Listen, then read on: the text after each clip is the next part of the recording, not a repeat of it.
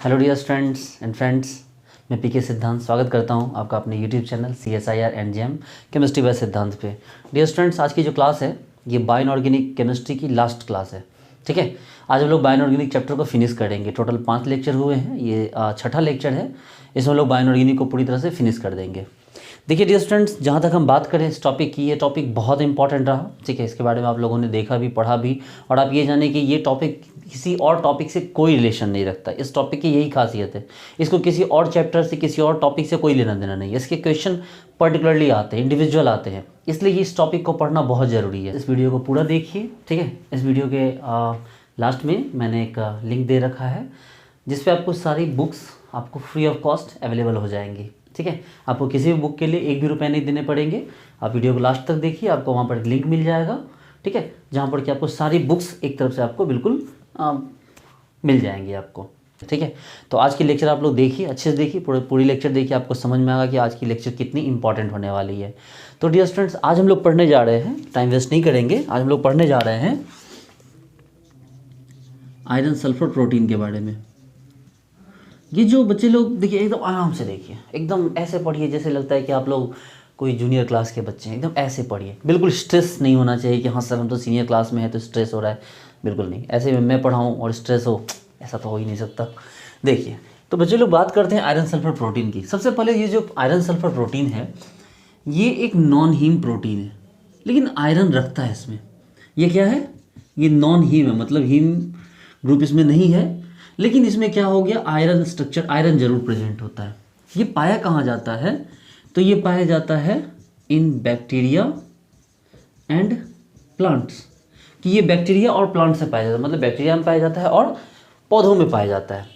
इसका मेनली जो यूज होता है, ये 1 इलेक्ट्रॉन ट्रांसफेरिंग एजेंट है। ये क्या करता है? ये 1 इलेक्ट्रॉन को ट्रांसफ़र करता है। मेनली इसका मेन वर्क होता है कि 1 इलेक्ट्रॉन को ट्रांसफ़र करना। इसके बारे में और भी चीज़ें जानिए। ये 2 फॉर्म में आपको मिलेगा, एक होगा आपका ऑक्सीडाइज्ड फॉर्म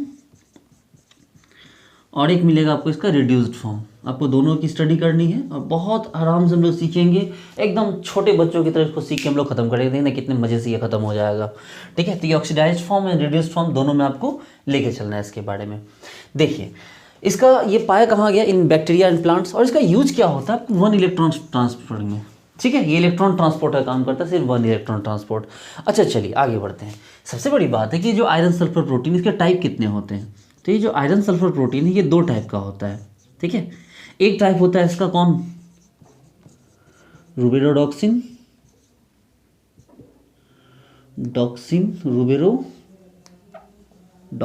रुबिरोडॉक्सिन एंड दूसरा कौन है? फेरोडॉक्सिन। देखिए, जहाँ तक बात करें बच्चे, एकदम रिलैक्स हो जाओ, देखिए एकदम शांत हो जाइए। ये जो हमारा पहला पार्ट है रुबिरोडॉक्सिन, ठीक है, आपको समझाने की गारंटी मेरी है ना, क्यों परेशान हो रहे हो आप? देखो, पहला पार्ट इसका रुबिरोडॉक्सिन है। रुबिरोडॉक्सिन में कोई दूसरा पार्ट, कोई टाइप नहीं होता, ये ओनली 1 टाइप का होता है। एकदम आराम से सीखेंगे हम लोग, बच्चे लोग, बहुत मज़ा आएगा।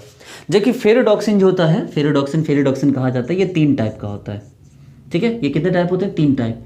इसका पहला टाइप होता है Fe2S2, दूसरा टाइप होता है Fe3S4 और इसका तीसरा टाइप होता है Fe4S4। हम लोग एक एक करके तीनों के बारे में देखेंगे। तो चलिए सबसे पहले शुरुआत करते हैं हम किसके बारे में? तो रुबिरोडॉक्सिन के बारे में, जो 1 टाइप का है, जिसका सिंगल टाइप है रुबिरोडॉक्सिन, उसके बारे में बात करते हैं। देखिए, रुबिरोडॉक्सिन में क्या होता है कि सिर्फ एक आयरन है। ठीक है, सिर्फ क्या है? एक आयरन है, जो किस ऑक्सीडेशन स्टेट में प्रेजेंट है? तो +3। और जहाँ तक बात करें, इससे जुड़ा हुआ है सल्फर किसका? सिस्टीन का। एकदम ध्यान से देखिए, सल्फर सिस्टीन का। ठीक है, और भी सल्फर है जो सिस्टीन का ही है। देखो, और भी सल्फर है जो सिस्टीन का ही है। ठीक है, कोई इस सिस्टीन के बदले कोई CH2 लगा देगा तो कोई दिक्कत नहीं, वो एल्काइल ग्रुप तो होता ही है ना, प्रोटीन चेन है। ठीक है, देखिए ये रहा इसमें। अब सबसे बड़ी बात है कि आपके पास ये जो +3 में पाया गया, जरा गौर से देखोगे तो आपको दिखेगा, अच्छा सर ये तो टेट्राहेड्रल है। हमने बिल्कुल भाई साहब, ये तो टेट्राहेड्रल है। क्या हो गया ये? तो ये टेट्राहेड्रल हो गया। अच्छा, +3 ऑक्सीडेशन स्टेट है। ध्यान देने वाली बात है, ये सब कोई स्ट्रॉन्ग लिगेंड नहीं है, तो ये क्या हो जाएगा? High spin. और अगर ये हाई स्पिन हुआ तो आपको पता है कि अगर ये D5 है, इस तरह से बच्चे लोग, अगर ये हाई स्पिन है तो हाई स्पिन तो ऐसा होगा ना, और अगर हाई स्पिन ऐसा होगा तो स्पिन टोटल कितना होगा? तो 5 5 इंटू हाफ, तो कितना हो गया 5/2। स्पिन कितना आ गया इसका 5/2 स्पिन आ गया। और अगर इसका मतलब ये हाफ 5/2 है, इसका मतलब ये कौन हो गया पैरामैग्नेटिक, है कि नहीं। और अगर पैरामैग्नेटिक हो गया इसका मतलब है कि ये क्या हो गया ESR एक्टिव।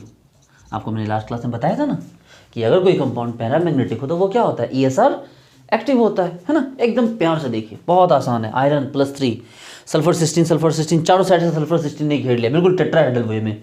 ये देखिए टेट्राहेड्रल वे में, ठीक है। और क्या हो गया इसके पास 5 अनपेयर्ड है, 5 अनपेयर्ड मिला क्या हो गया 5/2, तो पैरामैग्नेटिक, और पैरामैग्नेटिक है तो क्या हो गया ESR एक्टिव। चूंकि 5 इलेक्ट्रॉन अनपेयर्ड है, इसका मैग्नेटिक मोमेंट का वैल्यू क्या होगा 5.92 BM। आपको पता होना चाहिए।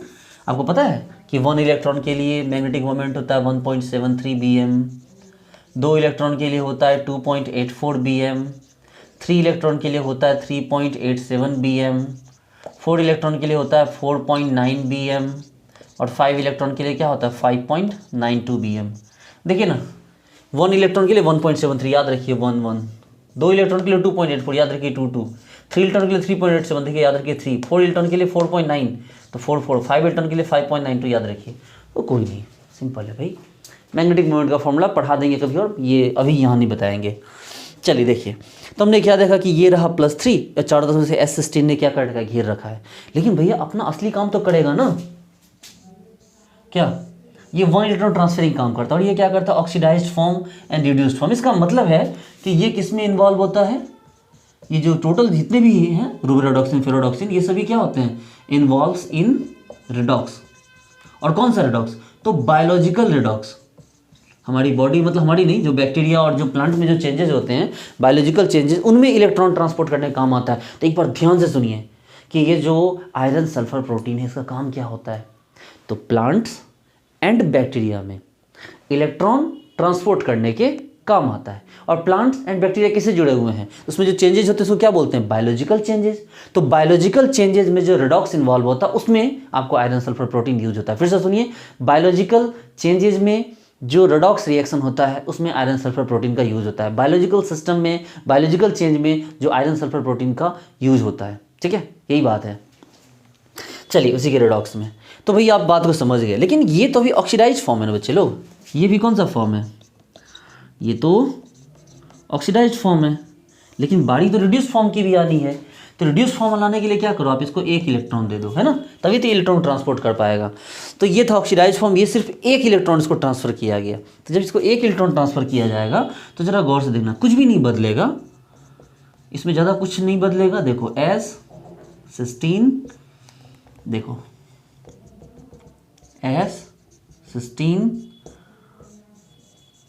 S16 बस जो +3 था अब वो +2 हो गया।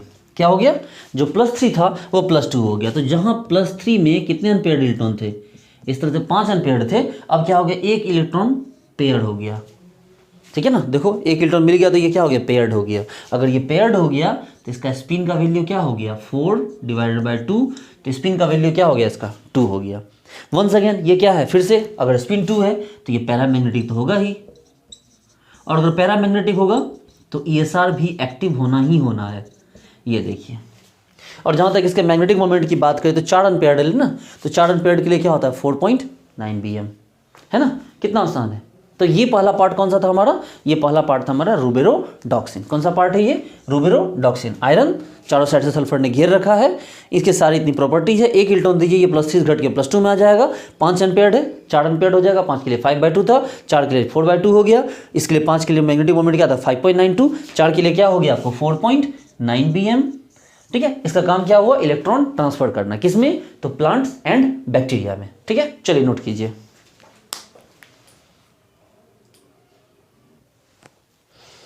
ओके डियर स्टूडेंट्स, अब सीखते हैं फेरिडॉक्सिन के बारे में।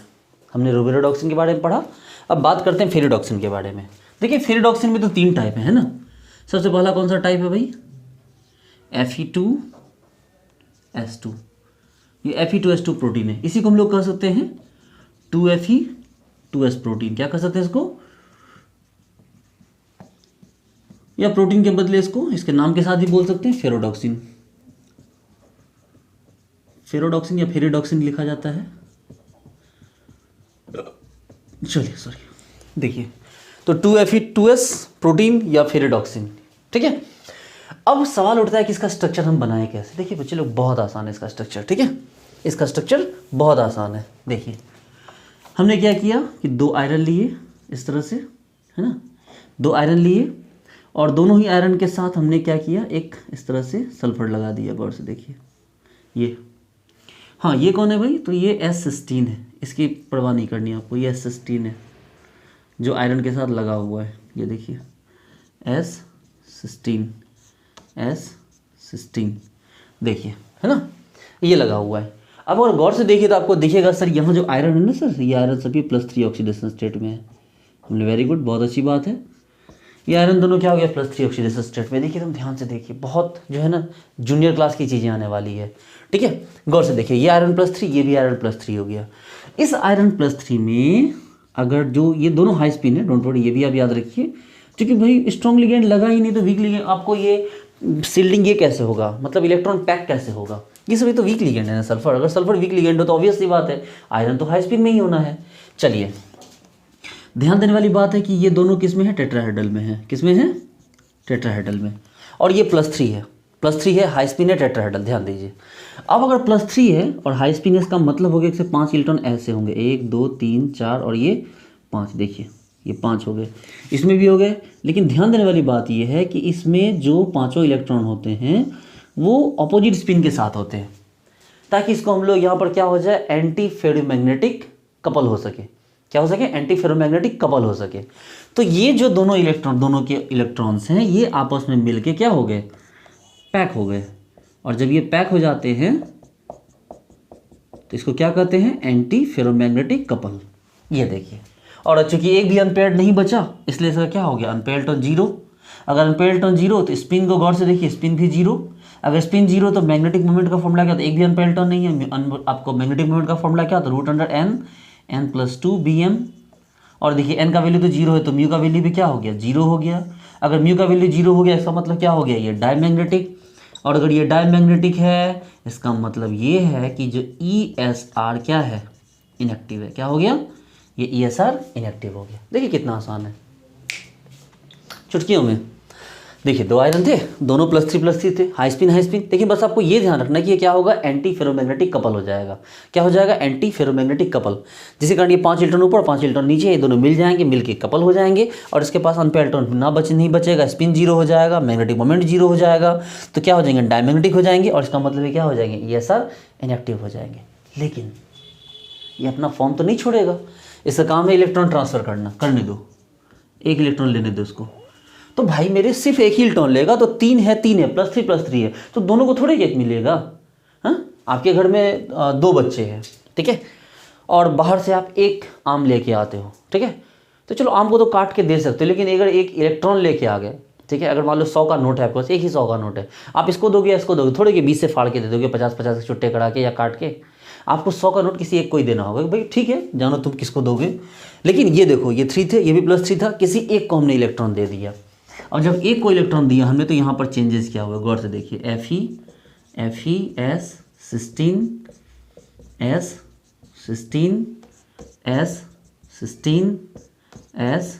S16 ये देखो सल्फर, एक और सल्फर। अब ये इसको मान लो ये +3 रह गया, और ये मान लो क्या हो गया, ये +2 हो गया। अब देखो ये प्रॉब्लम हो गई। निश्चित रूप से हाई स्पिन तो अभी भी होगा, क्योंकि लिगेंड तो कोई स्ट्रॉन्ग है नहीं यहाँ पर, तो ये हाई स्पिन तो होना ही है। और अगर ये हाई स्पिन होगा तो जरा गौर से देखो क्या हो जाएगा, इसके तो 5 के 5 इलेक्ट्रॉन एज इट इज रह गए, छोड़ दो इसको। लेकिन इसके क्या हो गए, अब इसके पास जो थे नीचे की तरफ जो उल्टे भरे हुए थे एंटी फेरोमैग्नेटिक कपलिंग के लिए, उसमें क्या हो गया कि एक इलेक्ट्रॉन एक्स्ट्रा जुड़ गया इस तरह से। ये देखो, अब जरा प्रॉब्लम देखो, इसके 4 अनपेयर्ड, इसके 4 अनपेयर्ड से तो कैंसिल हो गया, लेकिन इसका 2 पेयर्ड था और एक अनपेयर्ड। जरा गौर से देखो तो पता चलेगा, तो ये तो पेयर्ड था, ये 4 फिर भी पेयर हो गया, लेकिन ये इलेक्ट्रॉन अनपेयर्ड बच गया। ध्यान समझो ना, ये 4 नीचे, ये 4 ऊपर, खत्म। ये 2 ऊपर नीचे, इसका तो कोई बात ही नहीं, लेकिन ये एक इलेक्ट्रॉन बच गया छुट्टा। और इस इलेक्ट्रॉन छुट्टे के कारण क्या हो गया, इसका स्पिन क्या हो गया, हाफ हो गया। और अगर इसका स्पिन हाफ हो गया तो ये क्या हो जाएगा, ऑब्वियस सी बात है, आपके पास आपको स्पिन एक्टिव हो गया, एक आपको क्या रहा, अनपेयर्ड इलेक्ट्रॉन 1 हो गया। अगर अनपेयर्ड इलेक्ट्रॉन 1 हो गया तो म्यू का फॉर्मूला लगा दो, √n+2 Bm। आपके पास n का चूंकि वैल्यू 1 है, डायरेक्ट आप लिख सकते हो 1.73 bm। और ध्यान देने वाली बात है, चूंकि ये क्या हो गया, अनपेयर्ड इलेक्ट्रॉन, इसलिए क्या हो गया पैरामैग्नेटिक। और चूंकि ये पैरामैग्नेटिक है तो क्या हो गया, ये ESR एक्टिव हो गया। ध्यान दो, यानी कि ये जो पार्ट था Fe2S2 फेरोडॉक्सिन जो था वो क्या था, डायमैग्नेटिक था और क्या था, ESR इनएक्टिव था। लेकिन इसी का जो रिड्यूस्ड फॉर्म हो गया, ये तो ऑक्सीडाइज्ड फॉर्म है बच्चे लोग। ये कौन सा फॉर्म है, ये ऑक्सीडाइज्ड फॉर्म। और ये कौन सा फॉर्म है, तो ये रिड्यूस्ड फॉर्म है। तो आप समझो कि जब हम ऑक्सीडाइज्ड फॉर्म से रिड्यूस्ड फॉर्म पे आए तो एक इलेक्ट्रॉन जब लिया तो क्या हो गया, ESR इनएक्टिव था, अब ESR एक्टिव हो गया, क्योंकि ये क्या हो गया, पैरामैग्नेटिक हो गया। ठीक है, चलिए, तो ये कौन सा पार्ट था, ये था Fe2S2। लेकिन बच्चे लोग ये जो प्रोटीन है ना, ये जो प्रोटीन है हमारा, इस रिड्यूस्ड फॉर्म से हमने क्या किया, 2s सिस्टीन को हटाया। ये दोनों s सिस्टीन को क्या कर दिया, हटा दिया। और क्या किया, 2n हिस्टीडीन को जोड़ दिया। मैंने क्या बोला बच्चे लोग कि ये 2s सिस्टीन को हमने यहाँ से हटाया। ये देखिए, ये s सिस्टीन को हमने यहाँ से हटा दिया। और s सिस्टीन को हटा के क्या किया हमने, यहाँ s सिस्टीन रहने दिया, यहाँ s सिस्टीन रहने दिया, और यहाँ n हिस्टीडीन लगा दिया हमने, s सिस्टीन हटा के n हिस्टीडीन। देखो n हिस्टीडीन, तो इसका नाम बदल गया। इसका नाम क्या हो गया, रिस्की प्रोटीन। क्या नाम हो गया इसका, इसका नाम हो गया रिस्की प्रोटीन। ओके, तो बहुत इंपॉर्टेंट है ये, इसको समझिए बात को कि हमने यहाँ से क्या किया, ये जो हमारा Fe2S2 जो था, Fe2S2 से हमने क्या किया, हमने 2s सिस्टीन को हटा के 2n हिस्टीडीन जोड़ दिया यहाँ पर। इसका नाम क्या हो गया, रिस्की प्रोटीन हो गया। चलिए नोट कीजिए। देखिए, अब हम बात करते हैं नेक्स्ट टाइप की, और वो है Fe3S4 प्रोटीन। अब सवाल उठता है कि ये Fe3S4 प्रोटीन है क्या, समझिए इसको। देखिए, इसके स्ट्रक्चर को समझना मेन है। ठीक है, आयरन 3 है, सल्फर 4 है, मतलब मिसिंग है। तो सबसे पहले क्यूब बनाइए गौर से आप। ठीक है, पूरा क्यूब बना लीजिए। पहले देखिए मैं कैसे बना रहा हूँ, आप समझिए, बिना समझे नोट मत कीजिए। हमने क्यूब बनाया, इस तरह सबको मिला भी दिया। ठीक है, इस तरह सबको मिला दिया, और एक कॉर्नर को मिस कर दिया, एक कॉर्नर मिसिंग। ये देखिए, एक कॉर्नर मिसिंग हो गया, बस ऐसे ही बनेगा Fe3S4। देखा मैंने क्या किया, हमने एक कॉर्नर को मिस किया तो उससे जुड़े हुए सब क्या हो गए, हट गए ना। चलो, अब ध्यान से यहाँ सल्फर दो बीच वाले सेंटर पे, और सब पे क्या करो, अल्टरनेट जोड़ो। अगर यहाँ सल्फर है तो बगल में Fe डालो। देखो, सल्फर है, Fe, सल्फर है तो Fe, और Fe है तो सल्फर, Fe है तो सल्फर, Fe है तो सल्फर। देखो, अल्टरनेट करना है हमें, एकदम परेशान मत हो। हमने क्या किया, एक क्यूब बनाया, क्यूब बना के हमने एक कॉर्नर को बिल्कुल हटा दिया, उसके सामने वाले में हमने क्या किया, सल्फर दिया, और इस तरह से सल्फर के बाद क्या किया, सल्फर है तो Fe, फिर Fe है तो सल्फर सल्फर, फिर Fe है तो सल्फर सल्फर, और इस तरह Fe है तो सल्फर सल्फर। मतलब आपको इस तरह से अल्टरनेट स्ट्रक्चर बना दिया आपने। ये देखो मेरा बन गया, इसमें गौर से गिनो तो 1 2 3 आयरन है, और 1 2 3 और 4 सल्फर है, तो Fe3S4 प्रोटीन है ये। ठीक है, क्या है ये, Fe3S4 प्रोटीन। ध्यान देने वाली बात ये है कि भाई सभी कौन से ऑक्सीडेशन स्टेट में है, +3 +3 +3। और दूसरी ध्यान देने वाली बात यह है कि सभी आयरन से क्या जुड़ा हुआ है, S सिस्टीन जुड़ा हुआ है। क्या जुड़ा हुआ है, सभी आयरन से S सिस्टीन। ठीक है, S सिस्टीन, ये देखो सभी आयरन से S सिस्टीन जुड़ा हुआ है। ध्यान देने वाली बात है, सभी का ऑक्सीडेशन स्टेट +3 है। तो बोलो सर इसमें क्या किया जाए, हमने क्या किया जाए, कुछ नहीं, टेंशन मत लो। ये सभी हाई स्पिन भी है, ये जितने भी आयरन है ये सभी क्या है, हाई स्पिन है। जितने भी आयरन है ये सभी क्या है, हाई स्पिन है। बिल्कुल आप बोलोगे सर सिंपल सी बात है सर, कोई स्ट्रॉन्ग लिगेंड लगा हुआ है ही नहीं, तो ऑब्वियस सी बात है, लो स्पिन होने का सवाल नहीं उठता है। हमने एग्जैक्टली, अच्छा चलो, ये जो 5 अगर +3 है तो इसके इलेक्ट्रॉन इस तरह से है। देखो, ये आयरन है, इसका इलेक्ट्रॉन इस तरह से होगा कि क्या बन जाएगा, एंटी फेरोमैग्नेटिक कपलिंग हो जाएगी। देखिए, 5 ऊपर 5 नीचे। ठीक है, और ये किसी भी डायरेक्शन में हो क्या फ़र्क पड़ता है, छुट्टा है ना, ये लो। तो आप बोलोगे सर ये और ये मिलकर तो ख़त्म हो जाएगा। सर ये 5 ऊपर है, ये 5 नीचे है, एंटी फेरोमैग्नेटिक कपल कर जाएगा। ये क्या कर जाएगा बच्चे लोग, तो ये एंटी फेरोमैग्नेटिक कपल कर जाएगा। और जहाँ तक इस आयरन की बात करी, देखिए इस आयरन में ये कपल नहीं कर रहा है, इसके पास 5 अनपेयर्ड, इसका मतलब स्पिन क्या हो गया, 5/2। अनपेयर्ड इलेक्ट्रॉन 5 है तो म्यू क्या हो गया, 5.92 bm। ठीक है। अगर म्यू 5.92 BM है तो क्या हो गया, ये अनपेयर्ड हो गया, तो ये क्या हो गया, पैरामैग्नेटिक। अगर पैरामैग्नेटिक है इसका मतलब कि ये क्या हो गया, ESR क्या हो गया आपको, एक्टिव है, ध्यान दीजिए, है ना। और अब बारी है एक इलेक्ट्रॉन देने की, इसका रिड्यूस्ड फॉर्म। भाई यार ये कौन सा फॉर्म है, ये तो ऑक्सीडाइज्ड फॉर्म है ना, ये कौन सा फॉर्म है, ऑक्सीडाइज्ड फॉर्म। देखो ये भी पैरामैग्नेटिक है। अब इसको हम क्या किया, 1 इलेक्ट्रॉन दिया। जब 1 इलेक्ट्रॉन देंगे तो क्या हो जाएगा, स्ट्रक्चर वैसे ही रह जाएगा, FeS और ये यहाँ S, Fe, ये Fe, यहाँ ये S, ये देखिए ऐसे रह जाएगा। इसमें क्या हो जाएगा, S16 लगा हुआ रह गया, जो लगा हुआ था वो लगा रह गया, उससे कोई छेड़छाड़ नहीं हुई है, S16। ध्यान देने वाली बात कहाँ पर है भाई, इसके पास +3 था, इसके पास भी +3 था। मान लो कि दोनों कैंसिल हो गए, एक ऊपर की तरफ था और एक नीचे की तरफ हो गए, एंटी फेरोमैग्नेटिक कपल हो गए। लेकिन ये जो +3 था, किसी को तो एक इलेक्ट्रॉन लेना पड़ेगा, तो ये जो इसके पास जो चार्ज था, इस तरह से 5 इलेक्ट्रॉन थे, इसने एक इलेक्ट्रॉन ले लिया। जब एक इलेक्ट्रॉन लेगा तो क्या हो जाएगा, पेयर हो जाएगा ना।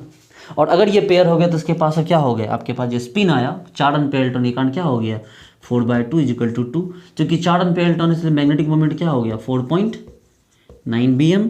अगर ऐसा है म्यू = 4.9 BM, तो ये क्या हो गया भाई मेरे, तो ये हो गया आपको कौन, ये पैरामैग्नेटिक हो गया। और अगर ये पैरामैग्नेटिक हो गया तो ये क्या हो गया, अब भी ESR एक्टिव ही रहा, ठीक है। और ये क्या हो गया, ये कौन सा फॉर्म हो गया, तो ये आपका हो गया रिड्यूस्ड फॉर्म। ये आपका ऑक्सीडाइज्ड फॉर्म था, है ना, ये आपका ऑक्सीडाइज्ड फॉर्म है। और ये कौन सा है फॉर्म, ये आपका रिड्यूस्ड फॉर्म है। देखिए बहुत आसान है, ठीक है। ये ऑक्सीडाइज्ड फॉर्म और ये क्या हो गया, रिड्यूस्ड फॉर्म। कौन सा स्ट्रक्चर है, Fe3S4। आप ध्यान देंगे, देखिए सीखने के लिए बात यहाँ पर क्या है, जैसे हमने पढ़ा, सबसे पहले ध्यान दीजिए मैं क्या पढ़ा रहा हूँ। जैसे मैंने आपको पढ़ाया रुब्रोडॉक्सिन, सबसे पहले रुब्रोडॉक्सिन क्या था, तो रुब्रोडॉक्सिन आपको अनपेयर्ड थे, उसमें 5 अनपेयर्ड थे, स्पिन क्या था 5/2, और उसका जो रिड्यूस फॉर्म था उसमें 4 अनपेयर्ड थे। इसका मतलब ये है कि जो रुब्रोडॉक्सिन है उसका ऑक्सीडाइज्ड एंड रिड्यूस दोनों फॉर्म क्या है, ESR एक्टिव है। ध्यान दीजिए, वर्ड सुनिए मैं क्या बोल रहा हूँ, कि जो आपका रुब्रोडॉक्सिन था उसका ऑक्सीडाइज्ड एंड रिड्यूस दोनों फॉर्म क्या है, ESR एक्टिव है। Fe2S2 पे आइए, Fe2S2 में क्या देखा हमने, जो हमारा फेरोडॉक्सिन था, फेरोडॉक्सिन, इसमें क्या देखा हमने, इसका ऑक्सीडाइज्ड फॉर्म तो क्या हो गया, आपको अनपेयर्ड इलेक्ट्रॉन नहीं है, ESR इनएक्टिव है। लेकिन इसका जो रिड्यूस्ड फॉर्म है वो क्या हो गया, ESR एक्टिव है। सवाल यहीं से पूछा जाता है।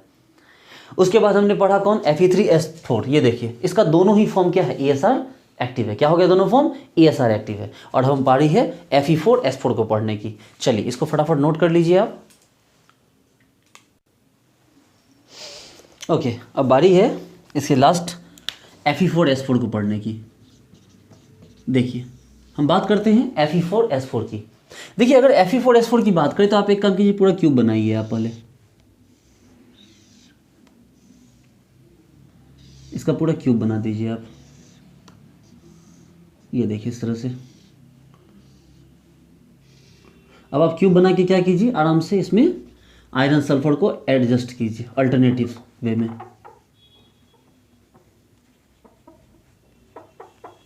ये देखिए, ये आयरन, ये सल्फर, ये आयरन, ये सल्फर, ये आयरन, ये सल्फर, ये आयरन, और ये कौन, सल्फर। देखिए ना, बिल्कुल अल्टरनेटिव वे है, कोई किसी से कोलैप्स नहीं कर रहा है, यहाँ पर कोई रेगुलरली नहीं आया है।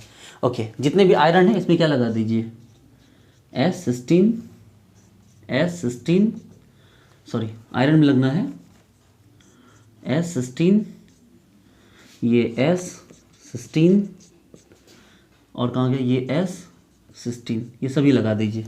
इसमें ध्यान देने वाली बात ये है कि इसमें जो 2 आयरन है ना वो +3 है। गौर से देखिए, 2 आयरन कहाँ होंगे, +3 होंगे, लेकिन जो 2 आयरन है वो कहाँ है, +2 है। निश्चित रूप से इसमें एक भी स्ट्रॉन्ग लिगेंड नहीं है, एक भी स्ट्रॉन्ग लिगेंड नहीं है। अगर एक भी स्ट्रॉन्ग लिगेंड नहीं है इसका मतलब है कि ऑल इन किस में, हाई स्पिन, सभी हाई स्पिन में होंगे। ठीक है, क्या होंगे, सभी हाई स्पिन में होंगे। अच्छा, ये जो आयरन है +3 है भाई, देखो 5 ऐसे, और ये भी +3 है तो 5 ऐसे, यानी ये सभी तैयार है क्या, एंटी फेरोमैग्नेटिक कपलिंग के लिए। तो ये दोनों मिलके क्या हो गया, 0। इसकी बात करें, ये ऐसे है, ये देखिए, और ये क्या है, ये ऐसे है, ये देखिए। ये ऐसे है और ये क्या हो गया, ये भी ऐसे हो गया। तो भाई ये भी काम खत्म है। गौर से देखिए, इसका भी 4 ऊपर और इसका 4 नीचे। ठीक है, ये तो पेयर है ना पहले से, लेकिन ये 4 ऊपर है और ये 4 कहाँ है, नीचे। इसकी भी कहानी खत्म है, कुछ नहीं करना है इसमें। तो भाई इसका मतलब ये है कि वंस अगेन फिर से क्या हो गया, ये कंपाउंड डायमैग्नेटिक हो गया। क्या हो गया, ये डायमैग्नेटिक हो गया। अनपेयर्ड टर्म 0, अगर अनपेयर्ड टर्म 0 इसका मतलब मैग्नेटिक मोमेंट भी 0। और जो सबसे जरूरी चीज़ क्या, ESR इनएक्टिव, यानी कि फिर से वही भूत सवार हो गया। देखिए, यानी कि Fe4S4 का जो ऑक्सीडाइज्ड फॉर्म है, ये कौन सा फॉर्म है, ये ऑक्सीडाइज्ड फॉर्म है। ये जो ऑक्सीडाइज्ड फॉर्म है ये क्या हो गया आपको, तो ऑक्सीडाइज्ड फॉर्म क्या हो गया इसका, तो ये ESR इनएक्टिव हो गया। क्या हो गया, ये ESR इनएक्टिव। लेकिन बारी है किसकी, अब एक इलेक्ट्रॉन देने की, यानी कौन सा फॉर्म बनाने की, अब बारी है इसकी रिड्यूस्ड फॉर्म बनाने की। तो चलिए इसका रिड्यूस्ड फॉर्म बनाते हैं। गौर से देखिए, आयरन आपको पहले क्यूब बना लीजिए अच्छे से, फिर बाकी के काम किए जाएंगे। ये क्यूब बनाइए, ऐसे घेर लीजिए इसको। ये देखिए, लगाइए ऐसे।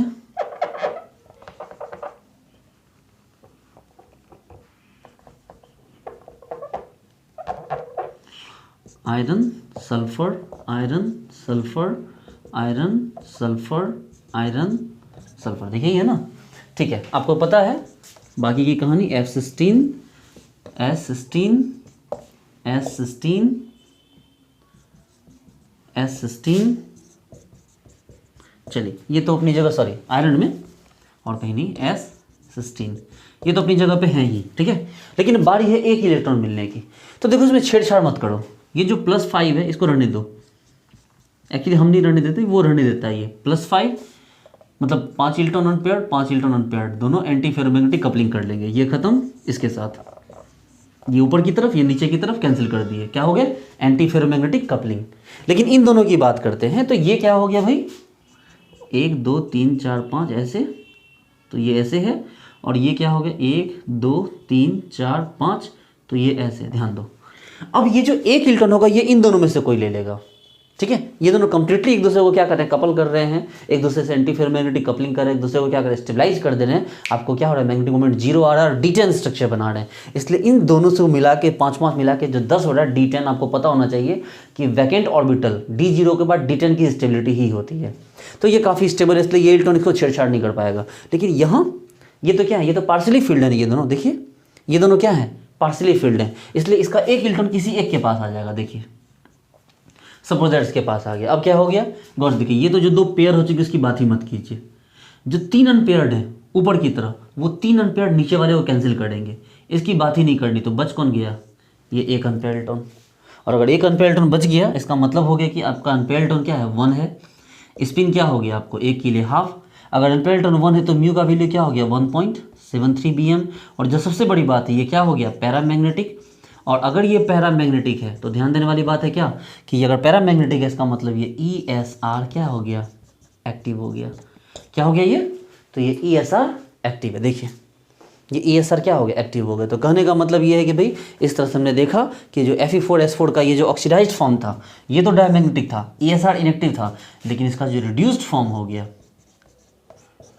इसका जो रिड्यूस्ड फॉर्म है वो क्या हो गया, तो ESR एक्टिव हो गया, जबकि ये क्या था, इनएक्टिव था। ठीक है, चलिए नोट कीजिए। ओके डियर स्टूडेंट्स, तो बायो इनऑर्गेनिक को मैंने यहाँ फिनिश किया, ठीक है। और इसमें भी और कुछ पार्ट्स बचे हुए हैं, उनके भी वीडियो में रिलीज करूँगा। लेकिन उससे पहले मैं चाहता हूँ कि आपको मैं एक्सपेक्टेड क्वेश्चन बताऊँ।